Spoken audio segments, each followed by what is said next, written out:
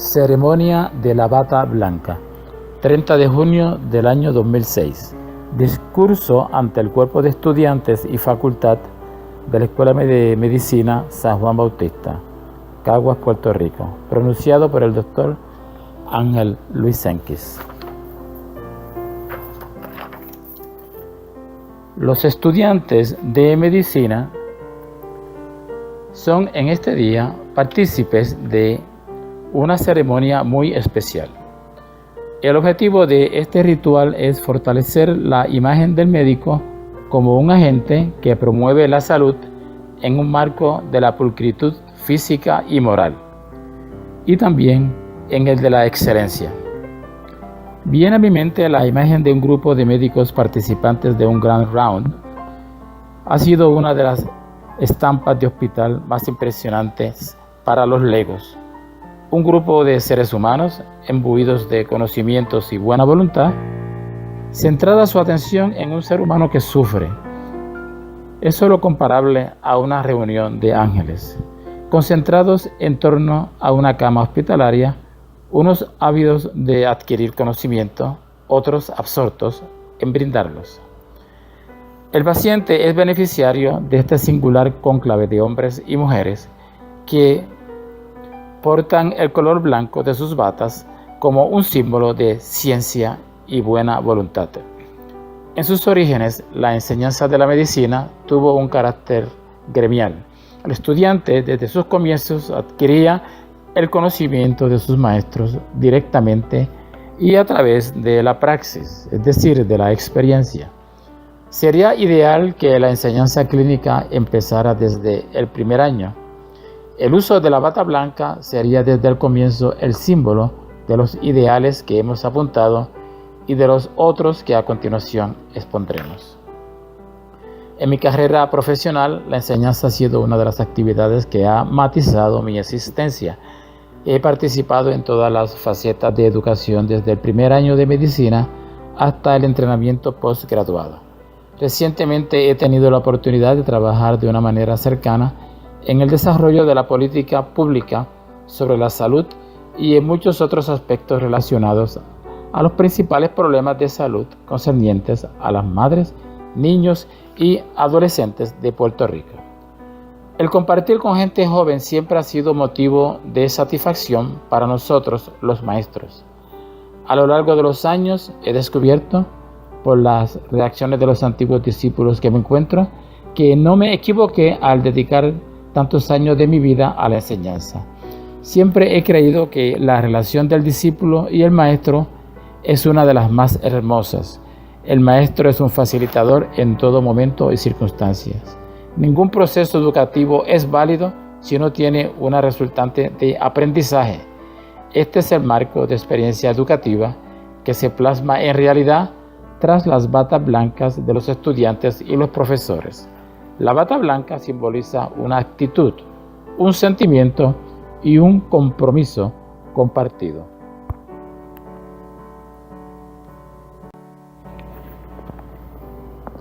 En el proceso educativo, la medicina tiene un periodo de romanticismo. A mi modo de ver, usualmente ocurre en el tercer y cuarto año. Recuerdo que mientras hacía mis rotaciones de cuarto año en el hospital, entonces conocido como el Hospital de Distrito de Ponce, todas las noches hacía actos de presencia en el mismo, dando seguimiento a mis pacientes.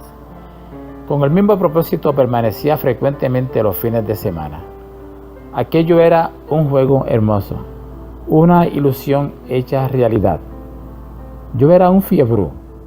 Para otros, el momento de la fiebre pudo haber sido otra etapa en su formación profesional.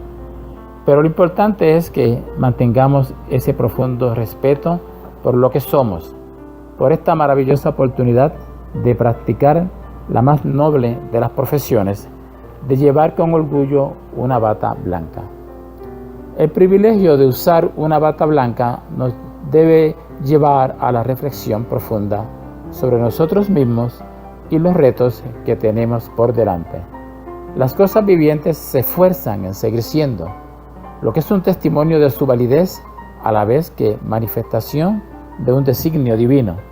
Los médicos somos los guardianes de ese designio divino dispuesto sobre la criatura más adelantada en el orden natural. Una planta, por ejemplo, nació para ser planta, verde, primorosa, regalando su belleza al universo. ¿Y el ser humano, para qué nació? Nació para ser lo que es, al igual que la planta o los pajaritos del monte. Pero esto nos lleva a unas interrogantes. ¿En qué somos diferentes a esos otros seres vivientes de este maravilloso jardín llamado tierra? ¿Cuál es el propósito de la vida? ¿Cuál es su fin? ¿Cuál es su importancia? Si miramos un ave o cualquier otra representación del mundo animal o vegetal, encontramos una absoluta belleza y a la vez una incuestionable felicidad de ser. Al mirar al ser humano, la situación es diferente. Son tantas las cosas que puede ser, sus potencialidades son tan hermosas, pero a la misma vez su capacidad para la autodegradación y destrucción es consternante, así como es de sublime su capacidad intelectual y para la práctica de la bondad. La situación no es óbice para que concluyamos que de la misma manera que una planta, con todo su esplendor y sencillez, existe para ser planta, el destino del hombre y la mujer está cifrado en términos de su condición humana y sus inherentes potencialidades. También vino a la existencia para ser lo que es. Y los médicos, en nuestra quinta esencia, somos servidores. Ustedes, los estudiantes de medicina que en este día se reúnen con el propósito de reconocer la dignidad de usar un símbolo de la profesión médica, la bata blanca, tienen como propósito en sus vidas la práctica del más noble de las profesiones, aquella profesión que induce a nuestros congéneres la comparación de su ejercicio con lo divino, pero también deberán reconocer que sus posibilidades y capacidades jamás sobrepasarán las limitaciones de la existencia.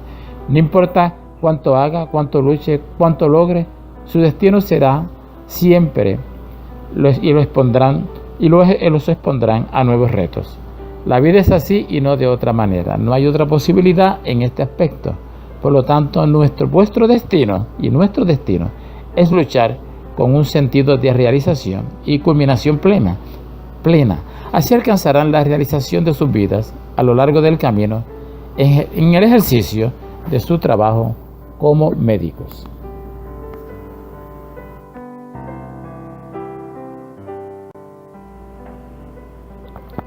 Podemos de esta manera considerar la práctica de la medicina como un ministerio. No hay otra forma más digna de entender esta profesión. Al reflexionar sobre lo que son las funciones de un obrero del Evangelio, ya sea ministro o sacerdote, y las de ese otro obrero llamado médico, no podemos concluir otra cosa. Un ministro trabaja con las necesidades del alma, con el dolor y con la muerte. ¿Cuál otro es el campo de trabajo del médico sino este? He ahí, en síntesis, lo que significa ser médico. En los últimos tiempos, este concepto de sumisión ha sido desvirtuado. El médico, como ser humano y profesional, ha sufrido graves prejuicios junto a sus pacientes en el altar del mercantilismo y de un impúdico sistema legal que ha invadido el ámbito sagrado de la relación médico-paciente. No obstante, aún existe la ocasión para la restauración de la más noble de las profesiones. La medicina es una oportunidad, la más grande oportunidad que puede tener una persona para ser útil. En este campo se puede trabajar dando los servicios directamente como maestro o en la organización de sistemas que mejoren la calidad de los cuidados médicos que recibe el pueblo. No hay lugar para la mediocridad ni la irresponsabilidad, porque las consecuencias se contabilizan en vidas perdidas. Responsabilidad es una palabra clave en la práctica de la medicina. De hecho, los dos fundamentos legales para las demandas son la negligencia y la impericia. Ambos son resultantes de la no ejecución de la responsabilidad que estamos llamados a tener en todo momento. En la práctica de la medicina hay una obligación inalienable de servir. En estos tiempos, cuando las preocupaciones legales interfieren con la mejor ejecución de este deber sagrado, el médico frecuentemente ha de enfrentarse a la disyuntiva de actuar conforme a los altos ideales de su profesión o a protegerse del sistema legal que lo acorrala como a una presa herida. Estos conflictos de conciencia son los que no salen a la luz pública, pero hay algo que la gente ni siquiera sospecha, porque ha sido engañada por la labor desinformante de los medios de comunicación masiva. La inmensa mayoría de los médicos siempre obrarán conforme a los más altos compromisos éticos de su profesión. En general, las personas que seleccionan esta profesión lo hacen porque les interesa servir. La bata blanca que usamos en este día nos identifica como servidores. Veamos algunos ejemplos. Son muchos los héroes de la medicina. Hipócrates fue el más famoso de los médicos de la antigüedad, nacido en la isla de Kos entre el año 460 y 377 a.C. Su fama se extendió hasta el Asia y lo llamó Artajerjes para que combatiese la peste que diezmaba el ejército persa. Rechazó sus magníficos ofrecimientos y respondió que el honor le prohibía socorrer a los enemigos de su patria. Este acto demuestra la fibra moral de este hombre, de la misma manera que lo hace su famoso juramento. Alberto Schweitzer fue otro gran médico que reunió en su carácter un sinnúmero de características humanísticas que permiten catalogarle como uno de los grandes héroes.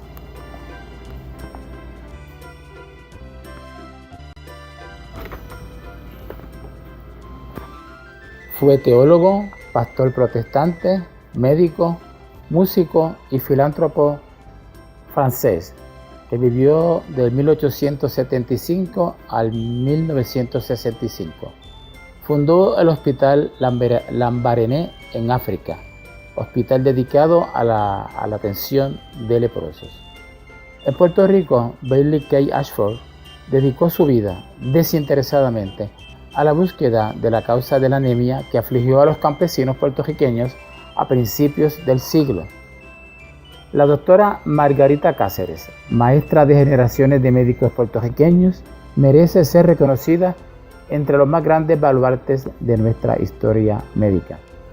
Estos son varios ejemplos de la constelación de miles de galenos que a lo largo de la historia han ofrecido sus vidas para aliviar y curar el dolor físico y moral de la humanidad. Han servido con destrezas extraordinarias, con gran conocimiento científico y sensibilidad.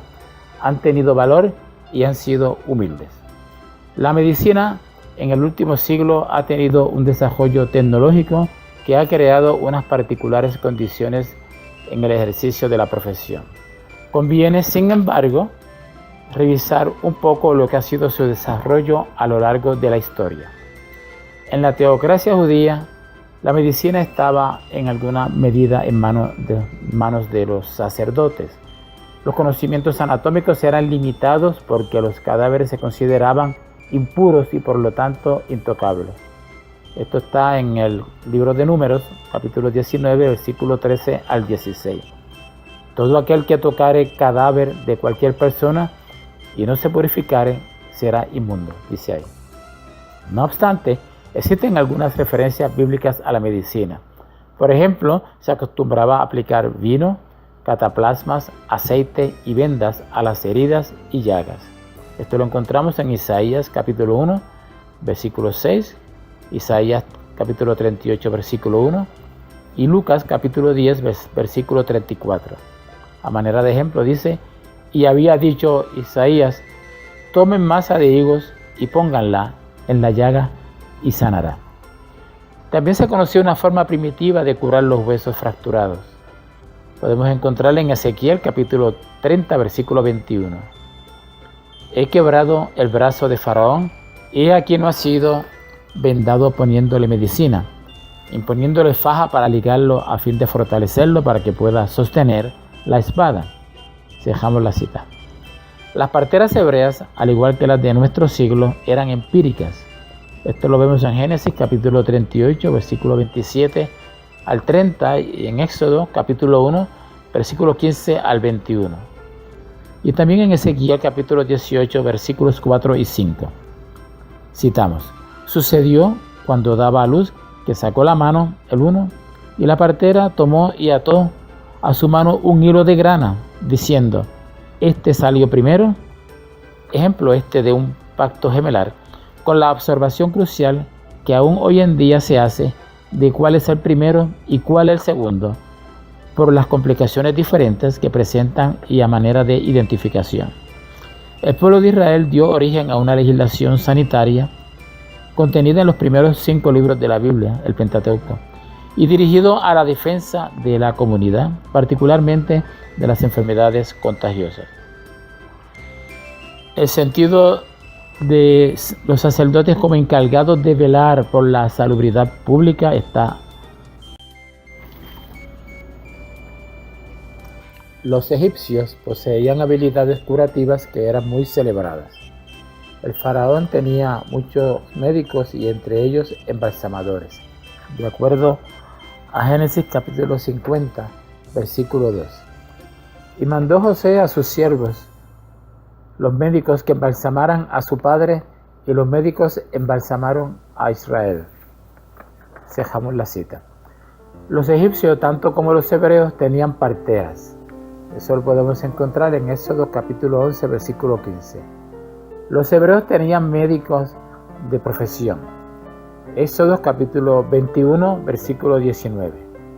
Citamos: les satisfará por lo que estuvo sin trabajar y hará que le curen. Cerramos la cita. En Proverbios capítulo 17, versículo 22, se encuentra una referencia a la depresión que sugiere un entendimiento de cómo los estados emocionales afectan la salud física. Dice de la siguiente manera: el corazón alegre constituye buen remedio, mas el espíritu triste seca los huesos. Cerramos la cita. Se dedicaban al tratamiento de enfermedades externas preferentemente. Isaías capítulo 1, versículo 6. Dice de la siguiente manera: desde la planta del pie hasta la cabeza no hay en él cosa sana, sino herida, hinchazón y podrida llaga. No están curadas, ni vendadas, ni suavizadas con aceite. Cerramos la cita. Aunque también prescribían remedios para los problemas internos y mentales. Esto lo encontramos en 1 Samuel capítulo 16, versículo 16, y 2 Crónicas capítulo 16, versículo 12. Cuando esté sobre ti el espíritu malo, dice la cita, harás que él toque el arpa con su mano y tengas alivio. Cerramos la cita. Diversas alternativas terapéuticas se encuentran evidenciadas en los siguientes pasajes: Jeremías 46:1, Ezequías 47:12, Apocalipsis capítulo 22, versículo 2. En el Nuevo Testamento se hace referencia a las funciones de los médicos. Esto lo encontramos en Marcos capítulo 5, versículo 25 y 26, donde dice de la siguiente manera: pero una mujer que desde hacía 12 años padecía de flujo de sangre y había sufrido de los médicos y gastado todo lo que tenía y nada había aprovechado. Cerramos la cita. En Lucas capítulo 4, versículo 23 se expresa de la siguiente manera: sin duda me diréis este refrán: médico, cúrate a ti mismo. Sin embargo, y cerramos ya la cita, a estas alturas de la historia hebrea se reconocía su actividad benéfica. Esto lo encontramos en Mateo capítulo 9, versículo 12, y donde dice de la siguiente manera: al oír esto Jesús le dijo: los sanos no tienen necesidad de médicos, sino los enfermos. Cerramos la cita. De tal forma que su percepción, queremos decir la percepción de los médicos, la percepción social era un tanto parecida a la que tenemos en esta época, con la diferencia de que hoy se reconoce mucho más su eficiencia. Lucas fue el único médico cuyo nombre reconoce la Biblia. Colosenses capítulo 4, versículo 14, donde dice de la siguiente manera: os saluda Lucas, el médico amado, y Demas. Cerramos la cita. Los médicos siempre han sido servidores pobres y no siempre la profesión ha gozado del prestigio que tiene hoy en día. En la Edad Media y hasta el siglo pasado su estatus social distaba mucho de ser uno elevado. No eran muchos los recursos que tenía a su disposición. Por alguna razón, sus intervenciones eran aceptadas con ciertas reticencias. Hemos aprendido que a pesar de las limitaciones del conocimiento científico, la medicina, hoy en día la rama más importante de la biología aplicada, cumplía su función benefactora, aunque era objeto, al igual que en nuestros días, de sentimientos ambivalentes. A pesar de todo, sobresale, particularmente en el Nuevo Testamento, su proyección como auxiliadora de la humanidad en el dolor y la calamidad.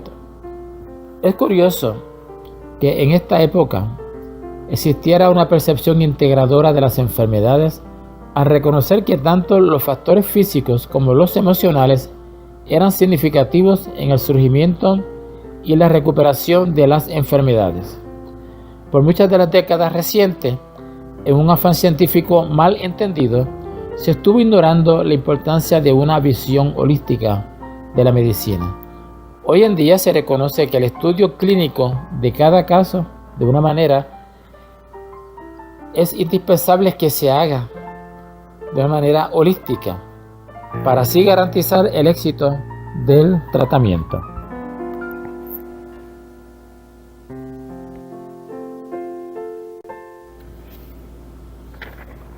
El paciente no es una enfermedad aislada. Hay factores psicológicos, sociales y espirituales que afectan la aparición y el curso de la enfermedad. El factor espiritual es el que usualmente se manifiesta en las actividades religiosas, pero el mismo está presente en todos los aspectos de la vida, particularmente en los momentos de enfermedad. Hace varias décadas, por ejemplo, se pensaba que el sistema autonómico no podía ser controlado en manera alguna por la función consciente de la mente. Hoy se sabe que es posible conscientemente alterar el estado del sistema autonómico. En esto se basan las modernas técnicas de relajamiento. También se conoce que el sistema inmunológico se encuentra estrechamente modulado por el estado emocional.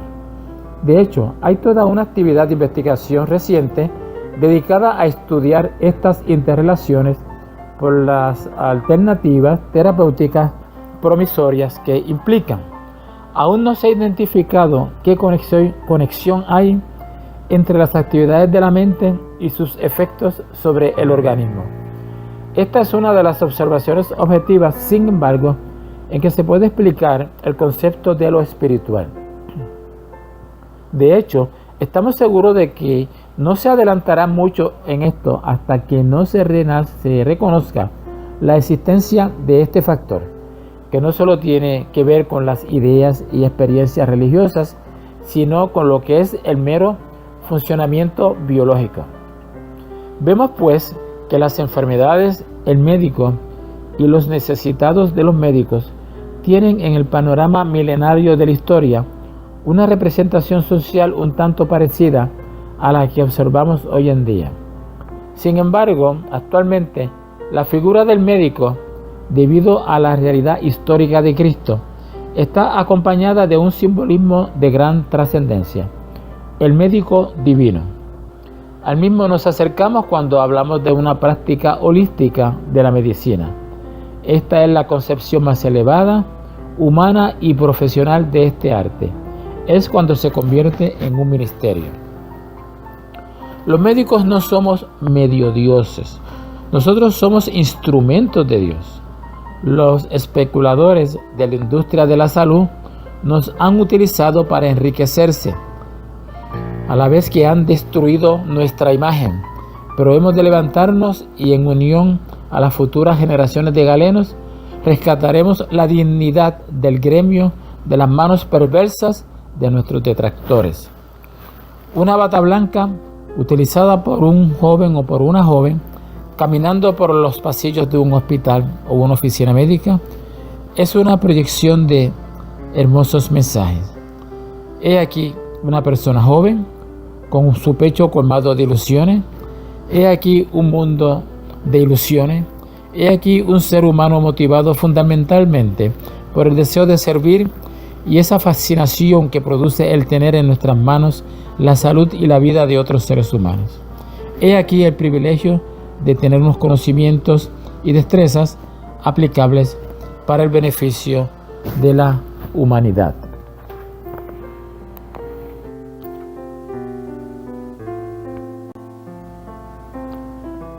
Cuando era estudiante de medicina, leí en el texto de Harrison, de Medicina Interna, en su prólogo, el siguiente mensaje que lo he llevado toda la vida conmigo y puede servir muy bien como conclusión a este mensaje. Dice de la siguiente manera: no hay una oportunidad, responsabilidad u obligación dada a un ser humano más grande que la de servir como médico. Al brindar tratamiento a los que sufren, necesita habilidades técnicas, conocimiento y sensibilidad humana. Aquel que utiliza estas habilidades con valor, con humildad y con sabiduría, proveerá un servicio único a sus congéneres y construirá un edificio de carácter para sí mismo. El médico no debe pedir más de su vida, no debe estar satisfecho con menos.